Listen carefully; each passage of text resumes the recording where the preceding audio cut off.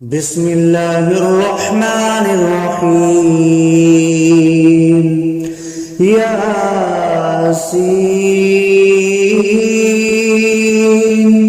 والقرآن الحكيم إنك لمن المرسلين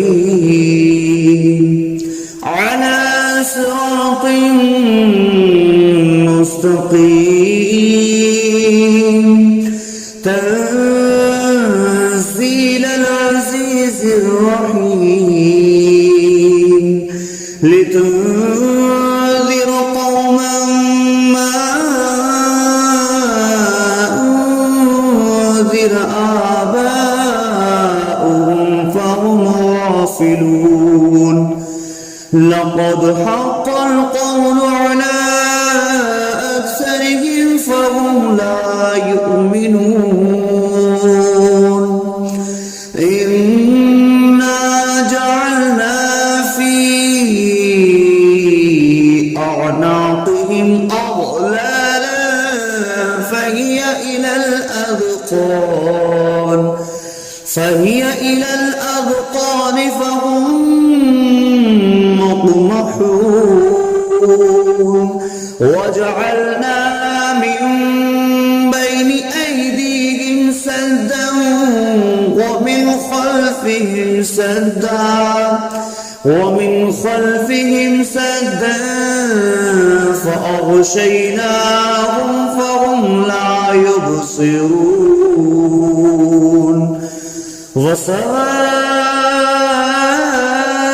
عليهم أأنذرتهم أم لم تنذرهم لا يؤمنون إنما تنذر من اتبع الذكر وخشي الرحمن بالغيب فبشره بمغفرة وأجر كريم إنا نحن نحيي الموتى ونكتب ما قدموا وآثارهم وكل شيء أحصيناه في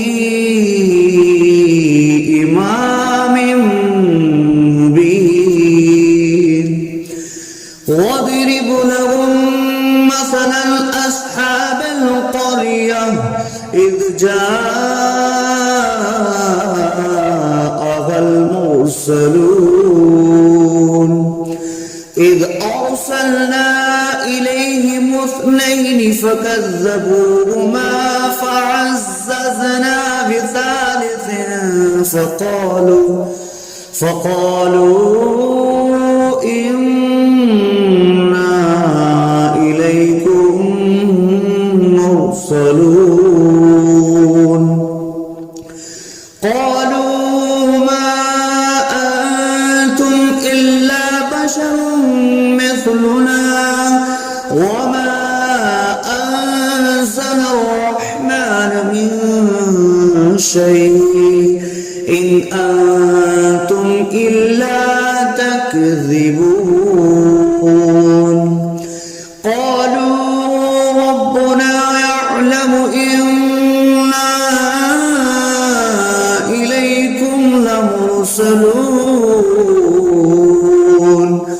وما علينا إلا البلاغ المبين قالوا إنا تطيرنا بكم لئن لم تنتهوا لنرجمنكم وليمسنكم منا عذاب أليم قالوا طائركم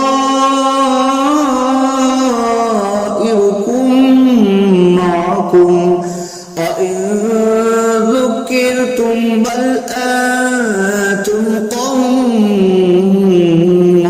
مسرفون وجاء أقصى المدينة رجل يسعى قال يا قوم اتبعوا المرسلين اتبعوا من لا يسألكم أجرا وهم مهتدون وما لي لا أعبد الذي فطرني وإليه ترجعون أأتخذ من دونه آلهة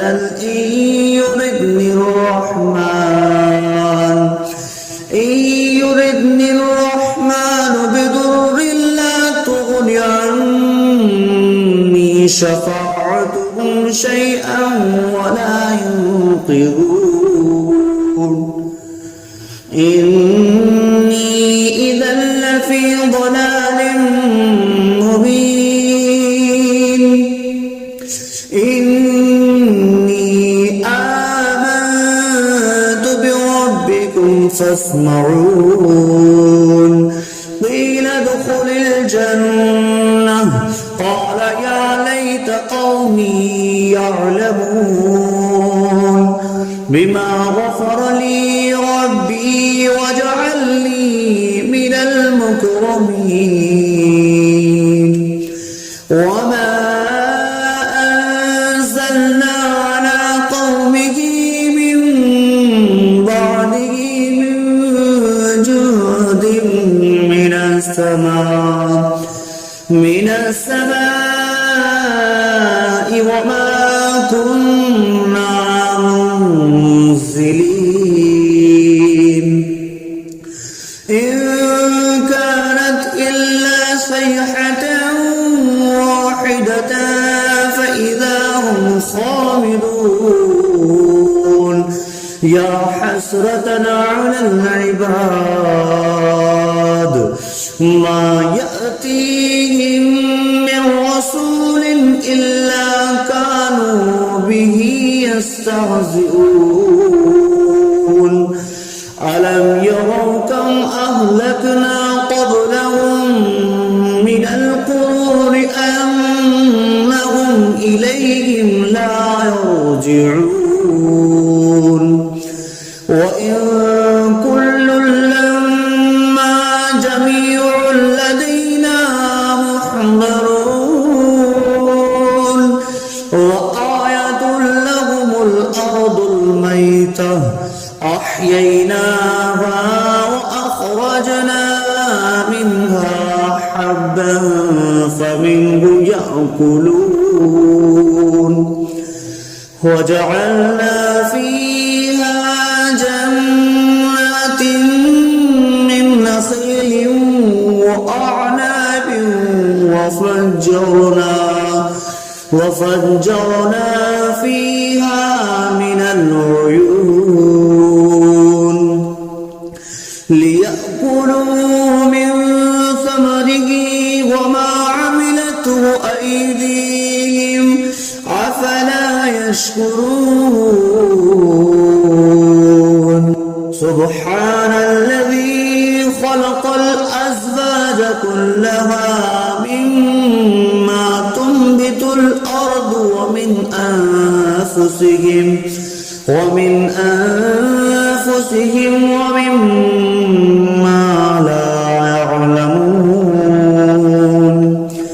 وآية لهم الليل نسلخ منه النهار فإذا هم مظلمون والشمس تجري لمستقر لها ذلك تقدير العزيز العليم والقمر قدرناه منازل حتى عاد كالأرجون القديم لا الشمس ينبغي لها أن تدرك الكمال الليل سابق النهار وكل في فلق يسبحون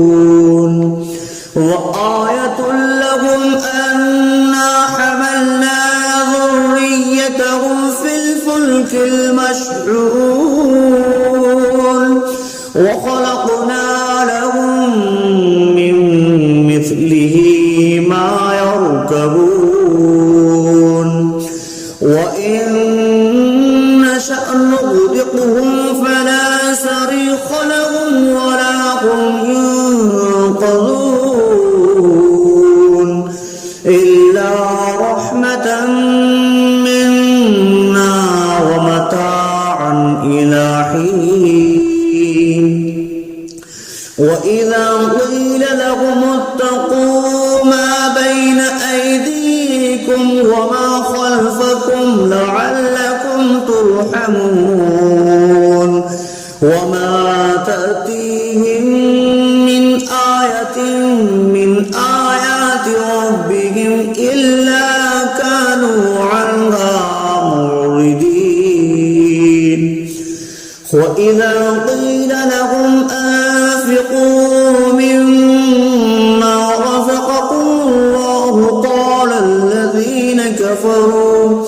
قال الذين كفروا للذين آمنوا أنطعم من لو يشاء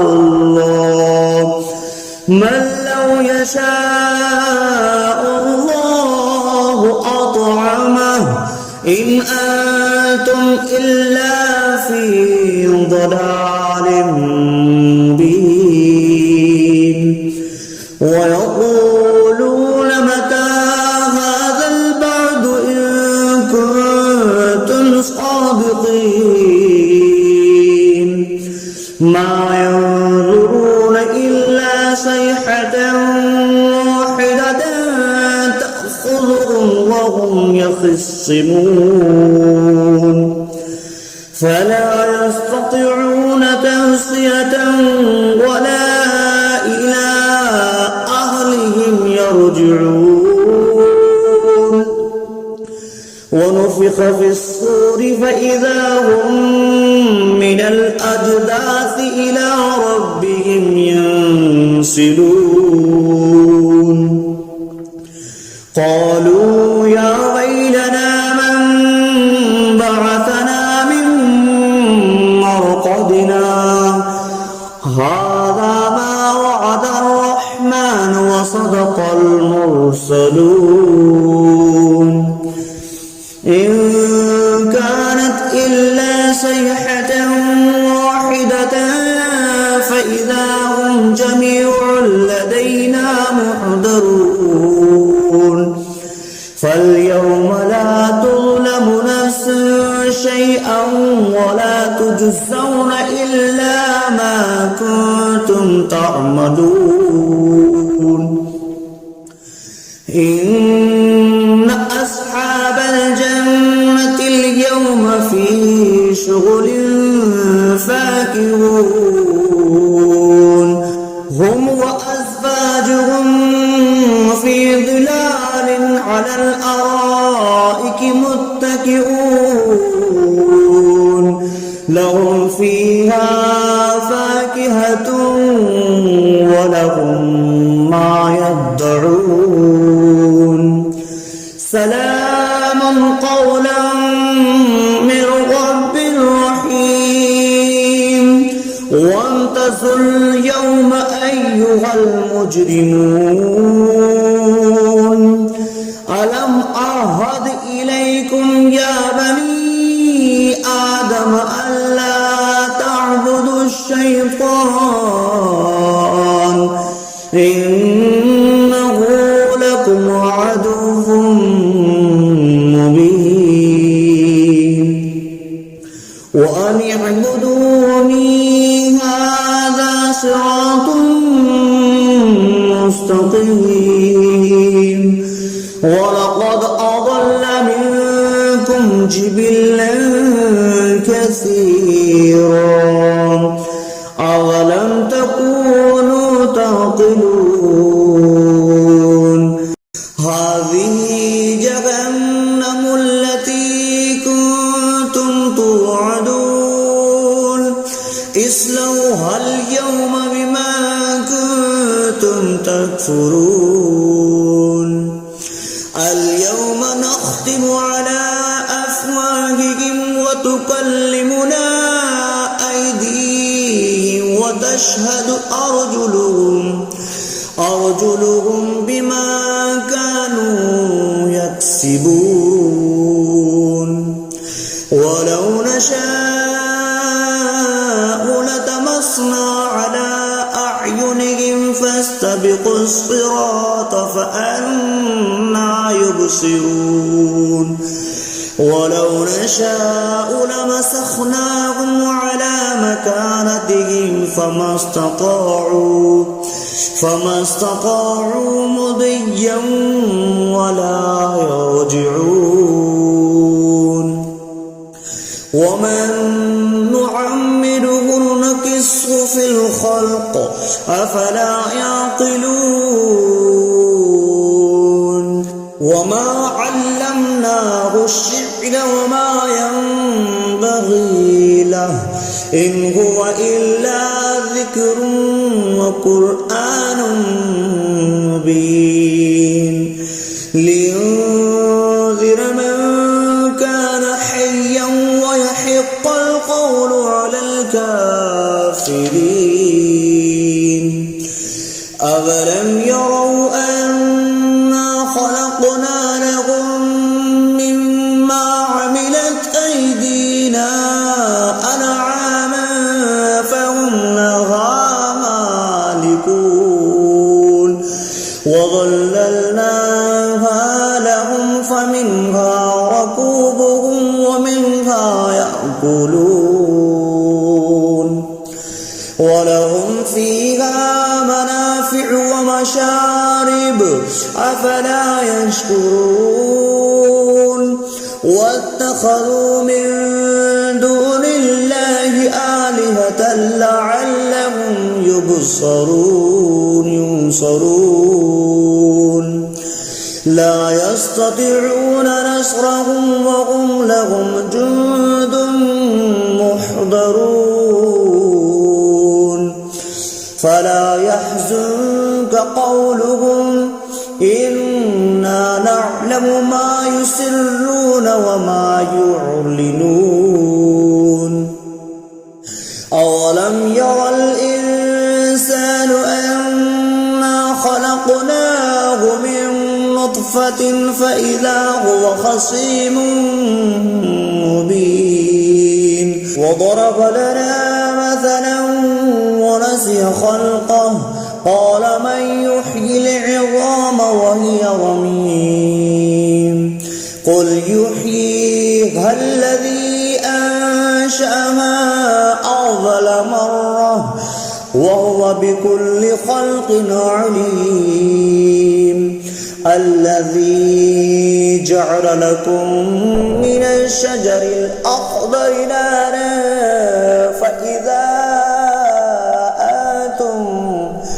فإذا أنتم منه توقدون أوليس الذي خلق السماوات والأرض بقادر على أن يخلق مثلهم بلى وهو الخلاق العليم إنما أمره إذا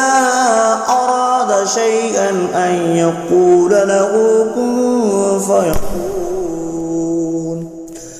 فسبحان الذي بيده ملكوت كل شيء وإليه ترجعون بسم الله الرحمن الرحيم الرحمن علم القرآن خلق الإنسان علمه البيان الشمس والقمر بحسبان والنجم والشجر يسجدان والسماء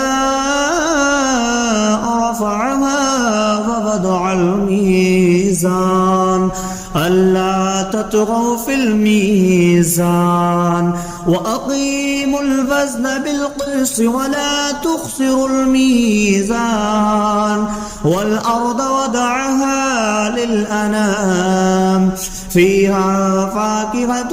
والنخل ذات الأكمام والحب ذو العصف والريحان فبأي آلاء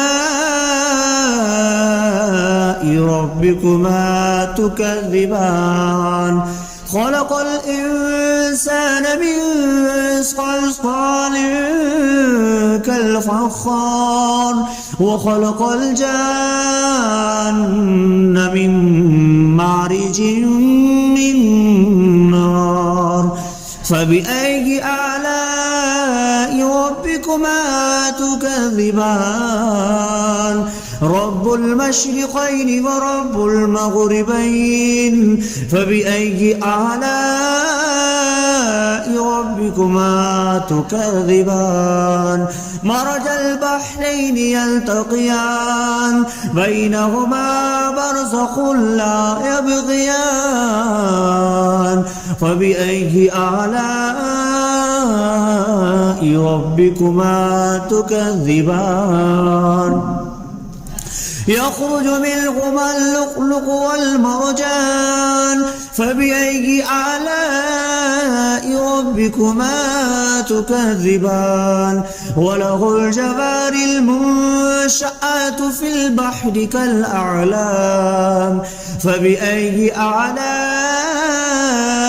ربكما تكذبان كل من عليها فان ويبقى وجه ربك ذو الجلال والإكرام فبأي آلاء ربكما تكذبان يسأله ما في السماوات والأرض كل يوم هو في شأن فبأي آلاء ربكما تكذبان سنفرغ لكم أيها الثقلان فبأي آلاء ربكما تكذبان يا معشر الجن والإنس إن استطعتم أن تنفذوا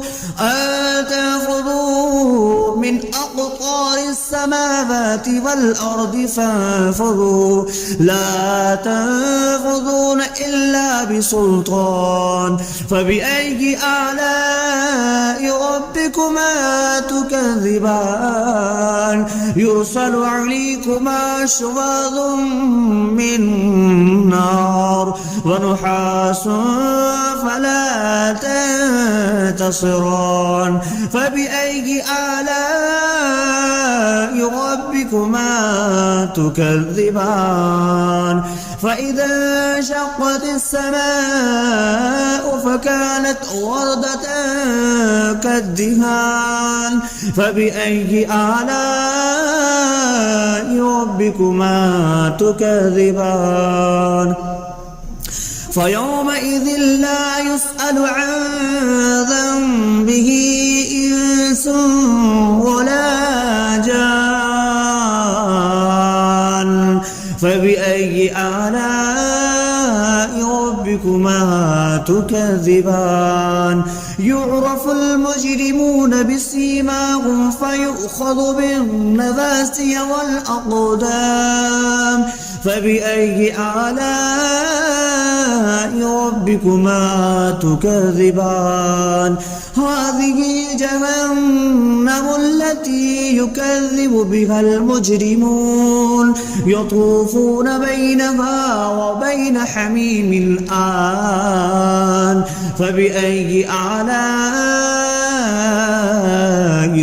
ربكما تكذبان ولمن خاف مقام ربه جنتان فبأي آلاء ربكما تكذبان ذواتا أفنان فبأي آلاء ربكما تكذبان فيهما عينان تجريان فبأي آلاء ربكما تكذبان فيهما من كل فاكهة زوجان فبأي آلاء ربكما تكذبان متكئين على فرش بطائنها من استبرق وجنى الجنتين دان فبأي آلاء ربكما تكذبان فيهن قاصرات الطرف لم يطمثهن إنس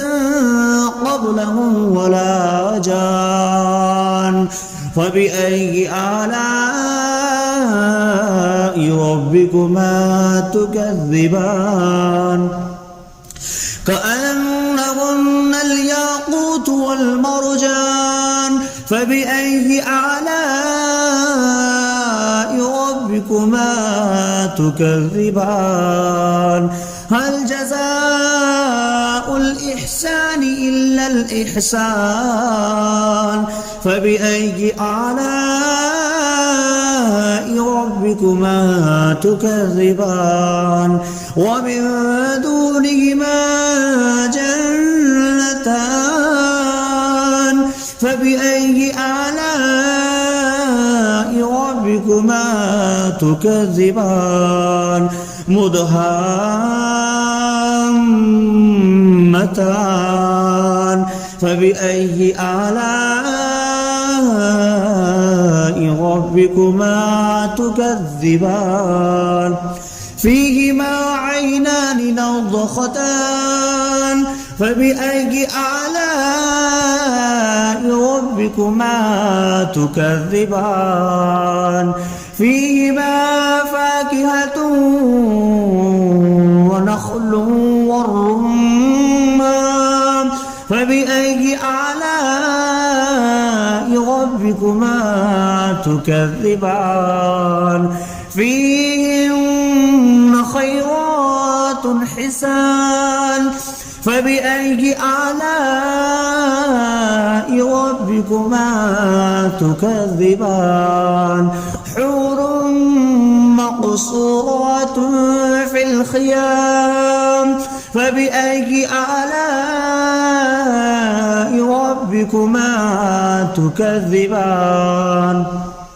لم يطمثهن إنس قبلهم ولا جان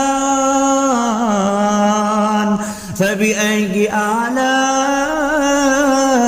ربكما تكذبان متكئين على رفرف خضر وعبقري حسان فبأي آلاء ربكما تكذبان تبارك اسم ربك ذي الجلال والإكرام صدق الله العظيم.